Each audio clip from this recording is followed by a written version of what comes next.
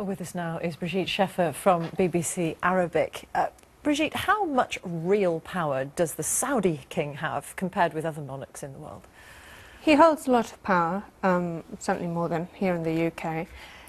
Obviously that power is shared across ministers and other princes and some councils.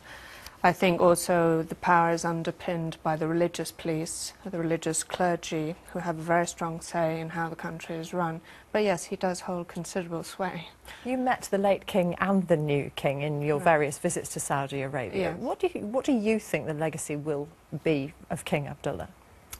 I think he will. I know people refer to him as a reformer and liberal. I think it's more accurate to say he's probably the least conservative of them. I think he made strides in education, and he did try, I think, to give women some visibility, even though obviously by our standards it's probably not enough. And obviously, as in the package, there are many constraints still in place. I think education has certainly also been a push. Women certainly have enjoyed education, but all of that is underpinned by the fact that there is still, huge unemployment. Which is so surprising in such a rich country, isn't it?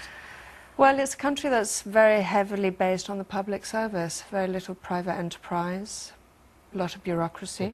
Joining us live now is the BBC's Brigitte Scheffer with BBC Arabic, who spent several years living in Tripoli covering the Libya story. You were there, living there, Brigitte, just until last year. The airport, it seems now, has changed hands. How significant is this? Yes, up until now, since the revolution, the airport has been in the hands of the Zintani militia. And now has fallen into hands of Misratans. The Misratan militia generally control most of the coastal area and indeed control the other airport in Tripoli, Mitiga. So this is quite a significant change. They've been, obviously, for the last month now, they've been battling, the two of them, for control of this airport. I think the thing to remember as well about Tripoli International Airport is that it is a key smuggling route into Libya and out of Libya. So you've got a lot of pharmaceuticals and drugs coming in through Tripoli International Airport, which are then being widely distributed throughout the country. So this is also a battle for the illicit trade. But first, let's check in with Bloomberg reporter Brigitte Scheffer, who is in Tripoli, Libya. Brigitte, what can you tell us about apprehending the assassins of Ambassador Stevens and others, and was there an al-Qaeda link? Indeed, if they have progressed on the investigations, they're certainly not telling. At a press briefing with the Prime Minister-elect's office yesterday, they did reiterate their praise for the cooperation with the US authorities here, and that they were not going to release any details until they had the full facts. When I pressed him for more details, he said that the US was cooperating at a technical level and that an investigation team is in place here. He would not give me any more details than that. He said he had to protect the people on the ground. In terms of the investigation itself, what he did actually tell me was that so far it doesn't seem to be a coordinated Islamist attack, and there's certainly no evidence of al-Qaeda behind it. So far, 8 people have been arrested in conjunction with the murders in Benghazi of the 4 US diplomats.